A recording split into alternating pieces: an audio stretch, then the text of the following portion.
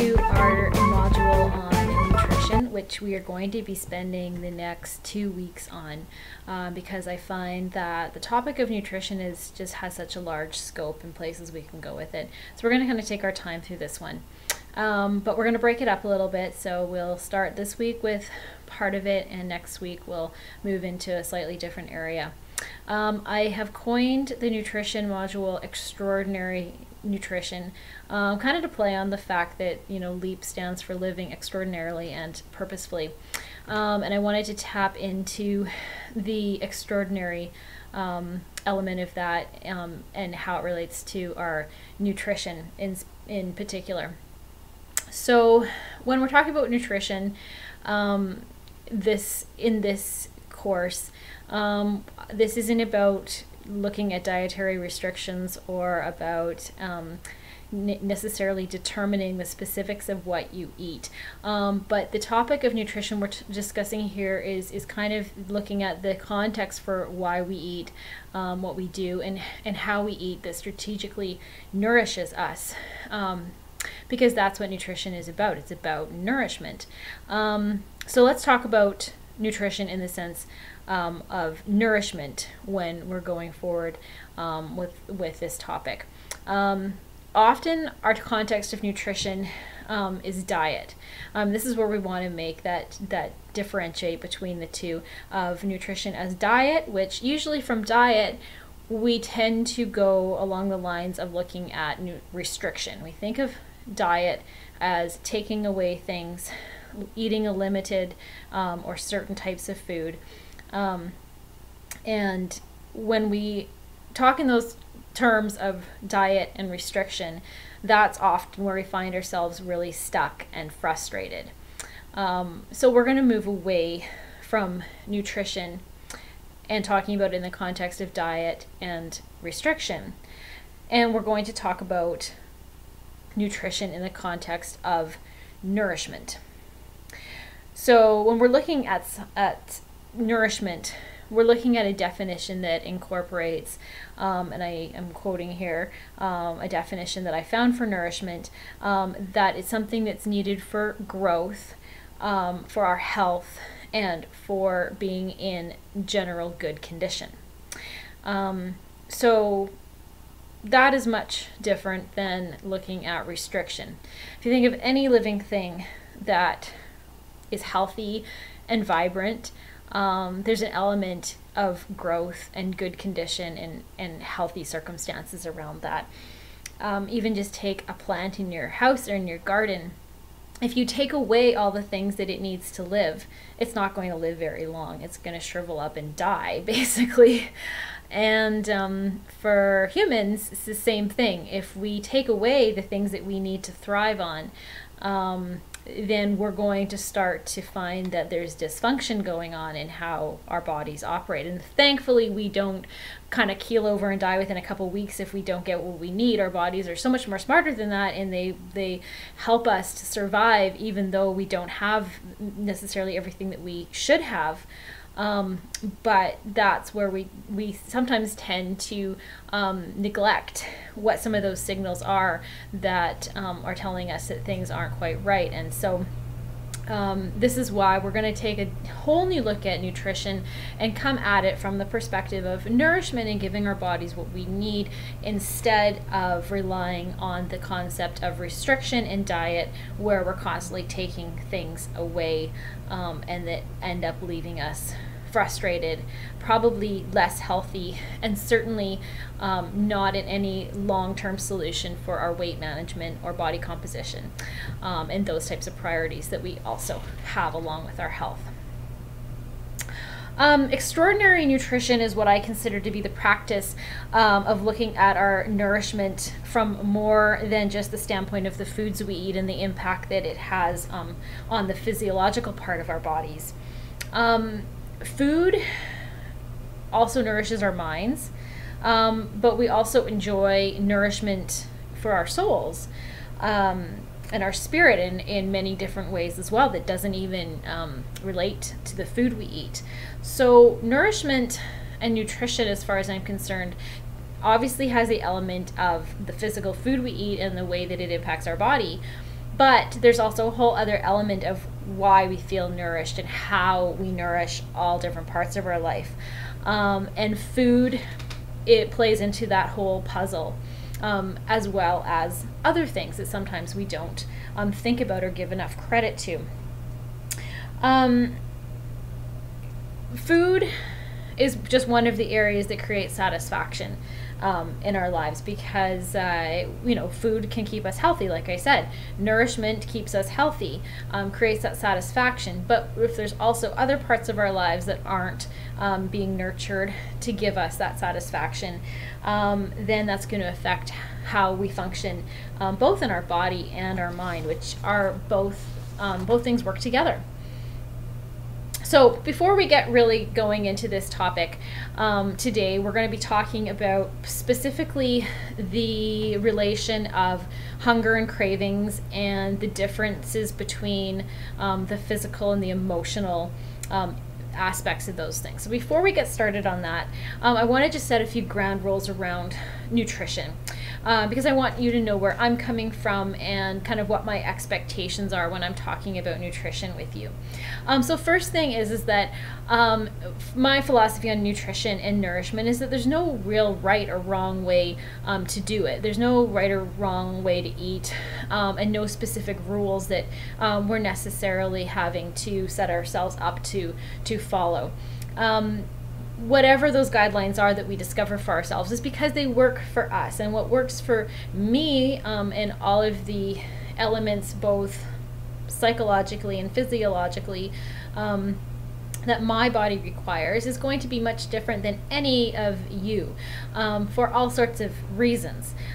So there is no way to say that paleo is perfect for everybody, or vegetarianism is right for everybody, or cutting out carbs is right for everybody.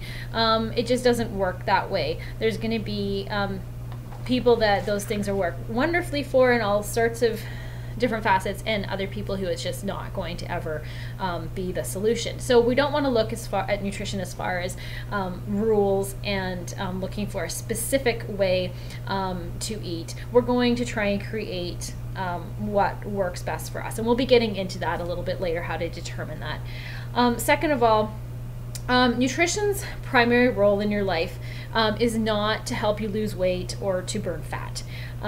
So when we talk about food, we are not just talking about foods we eat that are going to help us lose weight. No food is going to help us lose weight. It's how we live with that food and our relationship to that food, and how we also tie in the other aspects of our life around that food. So we're not talking about nutrition as a way to lose weight or to burn fat. We're looking at nutrition as a tool that we use to just do that naturally. So we're not talking about nutrition as far as how do we burn fat faster or anything like that. Third point is nutrition is subject to change. So we're not looking for an answer that is going to encompass the rest of our lives in every situation we're in. Nutrition is something that changes with our body's requirements, and that changes on an ongoing basis. Our bodies are always changing. We're aging. We are experiencing different circumstances, and that is going to require us to change. So the topic of nutrition is really about what we're wanting to understand for ourselves over the lifetime of our bodies, not just in one circumstance. Maybe not how to lose 20 pounds, but understand it for the lifetime of our bodies, not just a short-term result. So those are the ground rules for talking about nutrition. It's not all about burning fat in diet. It's about understanding what our bodies need for whole person nutrition. And we're going to break down into that, talking about cravings and hunger and the difference between physical and emotional aspects of that, coming up next. Okay, so getting down a little bit deeper into talking about extraordinary nutrition, and what that means to each of us, means that we need to talk about our relationship to food that we eat and the effect that it has on our body. the missing link is often having the understanding of our whole person nourishment when it comes to these things. It's that we haven't quite figured out the first step to stop the battle with the food itself, so that we can move on to a deeper understanding of how we can create this bigger view of nourishment in our lives. We kind of get stuck on the food and the role that it kind of has on where we get stuck with it. So this can kind of go two ways with people, I found. We talked about the all or nothing tendencies that we have. And sometimes we get stuck here because we have just kind of too little awareness around food.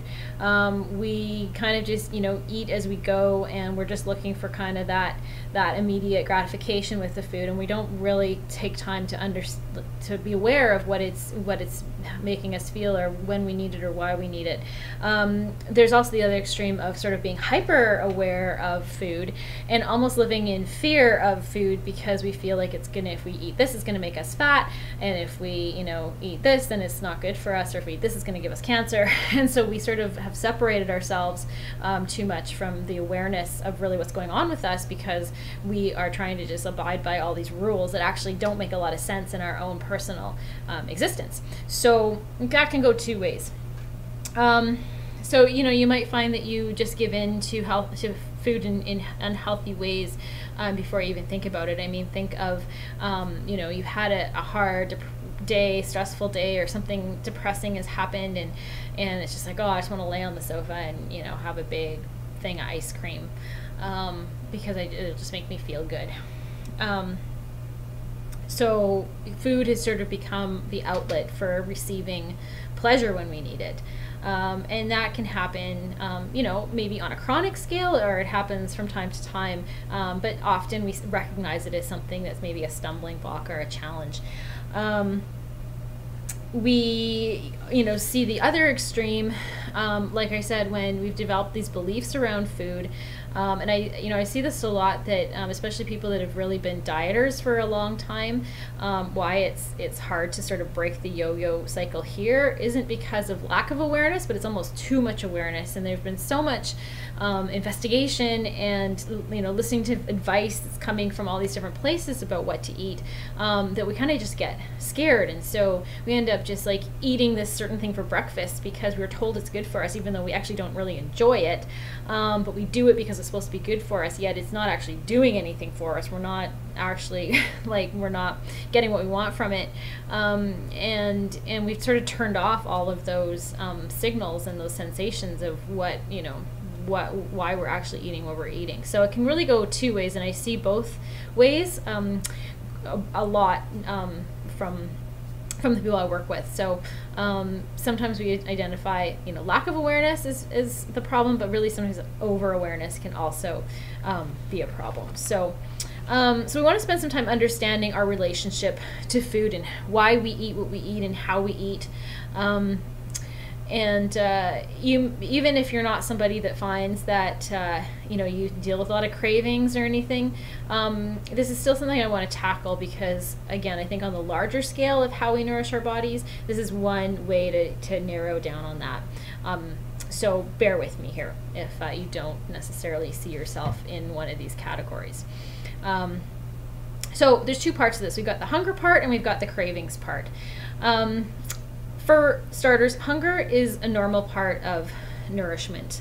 If we're nourishing ourselves, then we're going to have a consequence of that, and the consequence of that is a natural sensation of hunger when it's time to eat again. Hunger is our natural signal to tell us that it's time to eat again. I hear, and I know I've experienced for myself, all sorts of responses to what hunger really means, and often we think of hunger as almost an uncomfortable feeling, like you try and avoid hunger, and there's lots of maybe diet plans out there that say you'll never be hungry, and I don't think that's necessarily where we want to go with hunger. We don't want to eliminate our hunger. Hunger is a natural signal we are supposed to have, but we want to learn how to manage it better. Some people feel like they never feel hungry.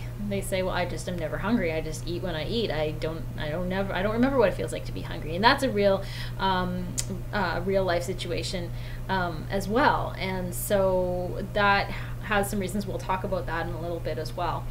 So I'm going to give you a kind of a weird example to kind of help you understand hunger a little bit better. Maybe it's not a real pleasant example, but the example I'm going to use is relating it to like having to go to the bathroom, because I think that's something we can all relate to and something we don't really mess around with. We don't really have emotional issues around going to the bathroom, and at least I hope you don't. But you know, the signals and the sensations we get around those things, it's just normal, natural things that we expect. We expect that eventually we're going to have that sensation of, oh, I gotta go to the bathroom.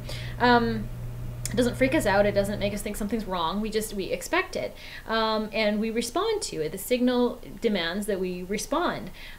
Generally, we don't try and ignore it unless we have to. We feel it. We go, oh, that's what that's for. We go, done, move on, right? We don't really pay much attention to it. But on the other hand, we do pay attention to it if something is going amiss. So if we go through the whole day and we realize I haven't gone to the bathroom all day, we're going to say, what's wrong? And maybe, I guess, I didn't drink enough water. I guess I should drink more water. And, likewise, if we're going all the time, then, that sensation's coming all the time. We're going to think, oh, well, maybe I've been drinking too much, or maybe something's wrong with me, that I have to go to the bathroom all the time. That's not normal, but we rely on that signal. We use that signal to give us information, and we don't tie in a whole bunch of emotional stuff with that natural signal, like we tend to do with hunger when we try and ignore it, or we misinterpret what those signals are telling us. So often though, when it comes to food, we just get confused, and often these signals get dysfunctional in some ways. When those signals become dysfunctional, that's when we start to see some bigger issues to have to do with misreading our hunger. So some of the situations that I find women are in with this is, they might have a situation where, like I said, they are feeling hungry all the time. It's like hunger constant. And they don't know why, but all they know is they're just, compelled to eat. I'm hungry, I'm starving all day, I just want to eat. I come home and I just need a snack. I can't do this diet thing. And so they have this belief that they are failing somehow, when really that's not the case. There's probably other reasons for the dysfunction of this hunger coming on all the time. And it's not really about their relationship to food. Well, it ends up causing a misaligned relationship to their food. The other part, or the other extreme that I know happens a lot is that people feel like they don't feel hungry ever. And so they feel like, oh good, I'm not hungry, so I don't need to eat very much, and but at the same time, like, their energy's crashing, and when they do feel hungry, it's kind of like they just want to eat like carbs and stuff to make them feel better, but they're not really eating a lot, so they're all wondering what's going on. Like, I'm not eating that much, but I'm not losing weight, but I don't have a lot of energy to exercise. Well, that is a dysfunctional kind of hunger sensation as well that isn't going to be very helpful. So how does hunger become dysfunctional? Well, there's a whole host of reasons we can talk about, but some that may you can relate to might be stress coming on. And again, this could be chronic long-term stress, which really has caused some dysfunction here, or it's just, sometimes a short-term thing where it either causes you to be really, really hungry, or it shuts off your hunger for a bit. Either way, it's a warning sign. It's a signal of your body telling you something's a little bit off. Depression, and a lot of these things actually will tie into hormonal issues. Imbalances of different hormones is really what the end result of these symptoms are. But things that we'll recognize is the stress. Depression, again, it can go both ways. Some people shut down, not wanting to eat when they're depressed, and other people, it's just like, give me everything I can find to eat. Chronic blood sugar imbalances especially can affect this. So, if your blood sugar is constantly swinging up and down, often that has to do with, how you're eating, or, a deeper issue of type 2 diabetes or something, then that will throw you off. Also imbalances of progesterone and estrogen in women, that will also create some imbalances in how your hunger signals are sensed. So those are things to be aware of. So part of understanding your hunger patterns is also an understanding of your circumstances that can cause some of these inconsistencies or dysfunctions, before we just start blaming the food about it. So on the other hand, it's not all just psychological. A large part, or sorry, it's not all physiological. So a lot of it, happens as part of like just how our bodies are made to function. The other end of it is the emotional factor that comes into all of these things as well. Because we always, as humans, have choices.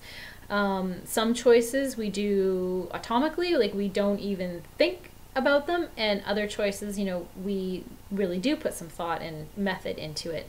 And we can very easily forget to make choices when we make the same choice over and over again. It just becomes a habit. We don't have to make a choice.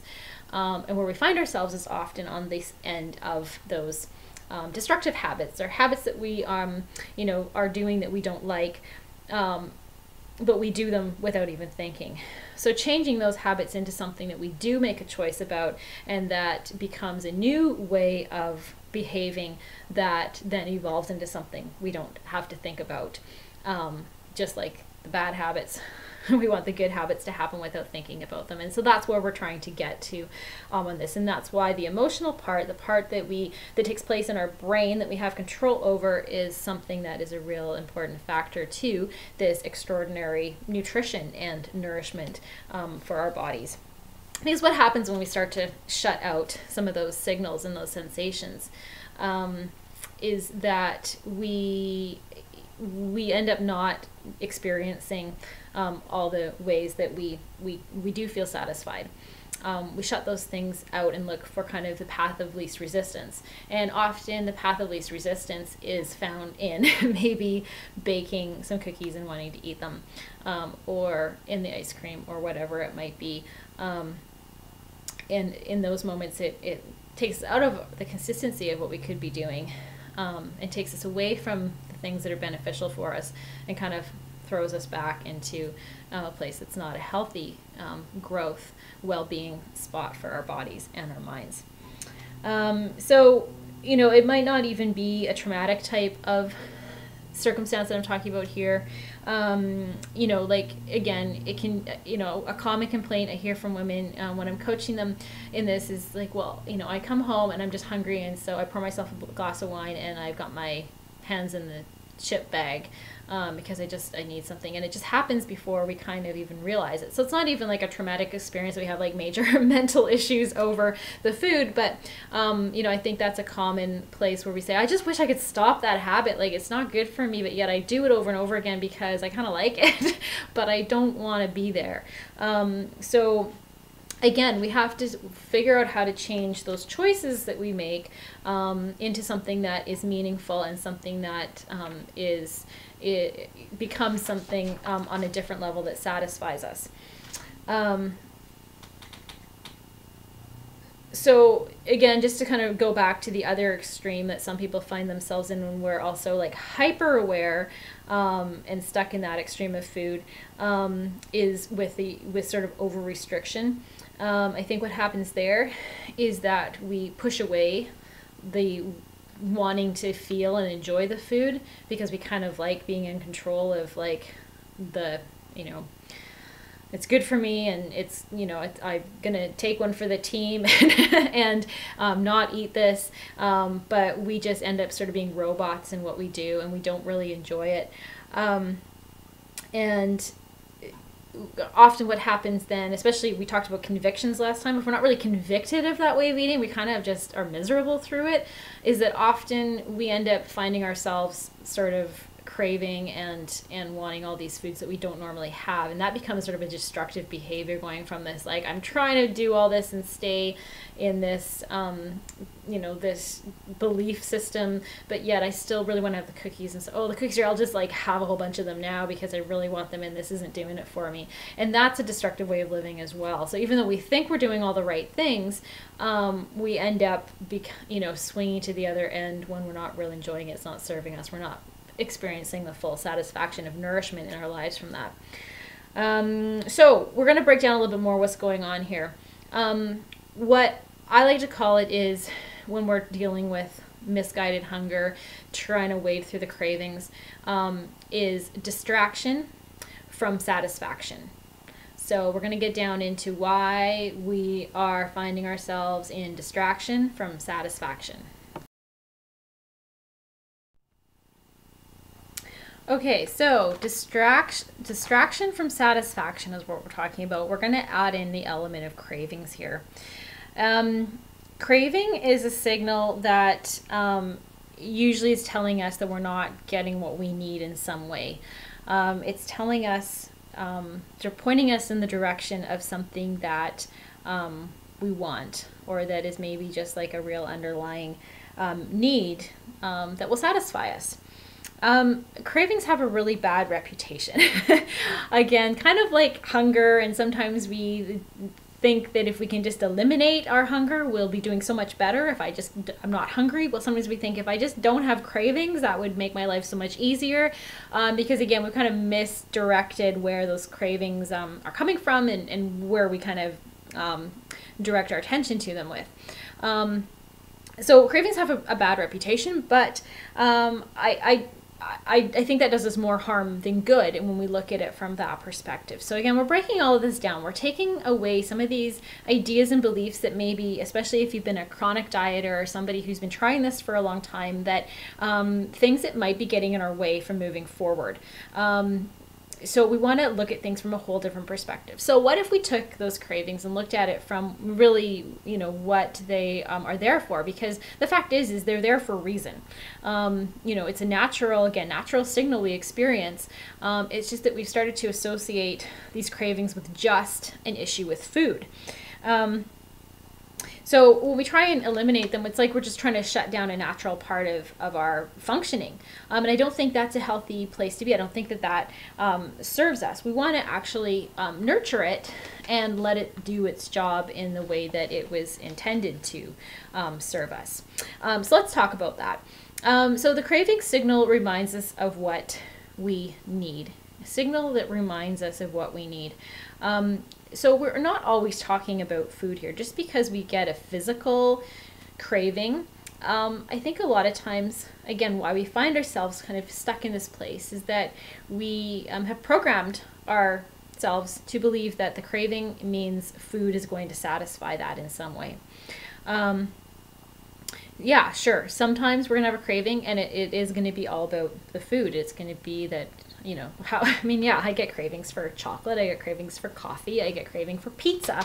And that's not all bad. That doesn't rule my life.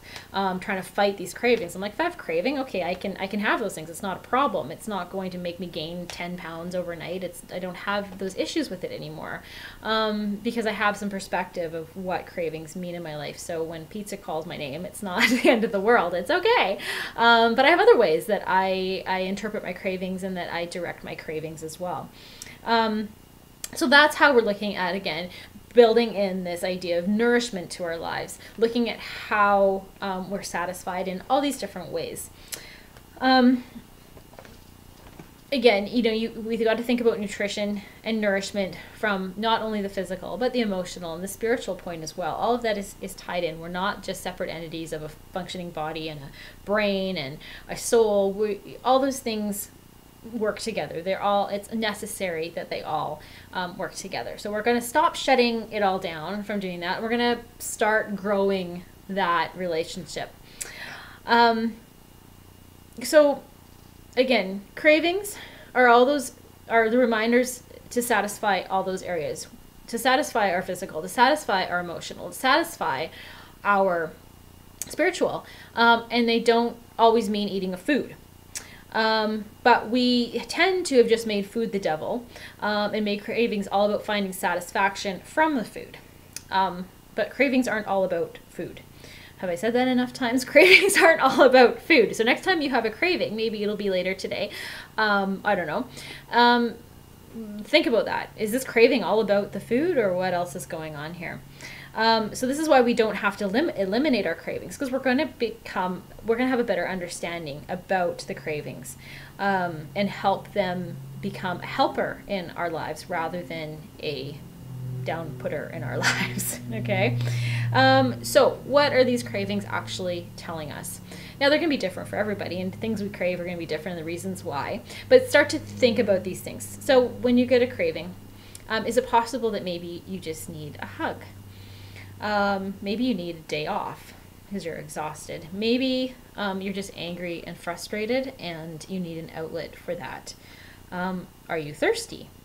That's a common one. I know it's cliche, but it is actually something. Maybe you're anxious. Maybe you're actually going to get out and socialize and have a party. And the only way you know how to do that is to sit down with a glass of wine and some chips and have your own party. But maybe the need isn't the wine and the chips. Maybe it's the need to socialize with the people. Maybe you need a nap. I did that once. I thought I was craving chocolate big time. And I thought, okay, no, I'm going to step back for a second. I don't really think I need chocolate. I don't think it's about the chocolate. I thought, you know what I really want to do? I really just want to put my head down on my pillow in my bed for I don't know, half an hour. And that would feel so good. And I mean, it takes a lot to get me away from chocolate. I love chocolate. So, I mean, if I have a craving for chocolate, I mean, I kind of want to go for the chocolate. But I was actually in the headspace of going, it's not really about the chocolate, and I didn't want to just make it about the chocolate. And so I went and laid down for half an hour because I had the luxury, I was home and I could. And I realized with my head on my cozy pillow, that's exactly what I needed. I just needed to put my head down and have a rest, and I was craving that. And my mind took it to being chocolate. My mind took my need to have a little nap and some cozy time as chocolate would do that for you. But it wasn't about the chocolate. I just needed to put my head down, and I felt so much better, and I avoided the chocolate. And it wasn't oh man, I wish I'd had the chocolate. It was oh, feel so much better than I would have if I had actually just had the chocolate. Because would chocolate have actually done that for me? No way. But I'm a chocolate lover. So I tend to believe that chocolate will solve my problems, but I know better that it won't. But I had to be open to experiencing that. So maybe you need a nap. Maybe you just need to clear your head. Maybe we think of clearing our head as making something we really love and eating it, and maybe it's not something we actually need at that time. Or maybe we just want to daydream for a bit and go off into la la land, and we can do that in other ways than through food. So again, keep this in perspective. Not everybody has emotional issues with food. Sometimes that's not what it's all about. But I do think that sometimes looking at the scope of where we go with our food can really be helpful for the long term. It's not all about just sort of a food addiction or getting, binging out on cookies or anything like that. But I do find that even women who tend to eat healthy most of the time, and are really conscious of the foods they eat, still struggle with a lot of these things. And not because necessarily food is the problem, but because we haven't widened our scope to look at how we satisfy ourselves in all these other ways. And we also just haven't given ourselves the tools to do that as well. So that's what it's more about. It's more broadening why we need nourishment in all these areas and how we gain satisfaction from that than it is about just focusing on food addiction. That's only sort of a symptom. The bigger solution is found in nourishing all these other parts of us that have these needs that create these cravings for us. So we're going to finish off here. We're going to talk about our mission for the week, and that is to look at our own hunger and cravings a little bit more closely.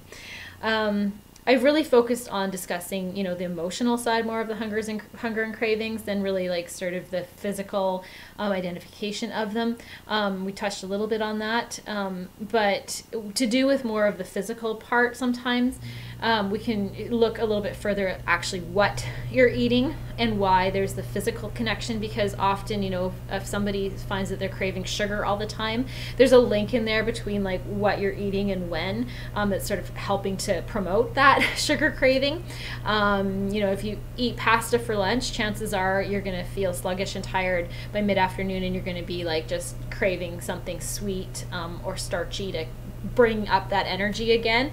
So structuring your diet in that physical way can really be helpful with this, but that's really individual. And so that is something we can talk a little bit more. If you want to talk about, if you find maybe you're not on the emotional side so much, it's really like, you know, I think I'm okay, but what I'm eating isn't working for me. Let's talk about that a little bit more together, and we'll maybe look at tracking some of your actual food a bit more, so I can see where some of those problems come in. But to start with, we want to identify where we're at with our hunger and our cravings, and so that is what we're going to do for this week, is really get in touch with those things. And like I said, the food is one part of it, but the other part that I want you to keep looking at is how we're nourishing other parts of our lives in combination with that as well. So I will be having all that information for you on your worksheet that's included in this week, so you can take a look at what all that involves. And like I always say, if you have anything, any questions, don't hesitate to email me at any time. We can go over that. I hope that this week is enlightening to you on this level of looking at our nutrition from the standpoint of nourishment instead of restriction. We're looking at what we're getting for the whole picture of our growth and our health and our well-being, rather than pushing things aside and shutting things down and causing us to deteriorate and to wilt and to feel frustrated. So good luck with all that this week. I can hardly wait to hear from you. Hope it goes well, and we'll talk to you soon. Bye.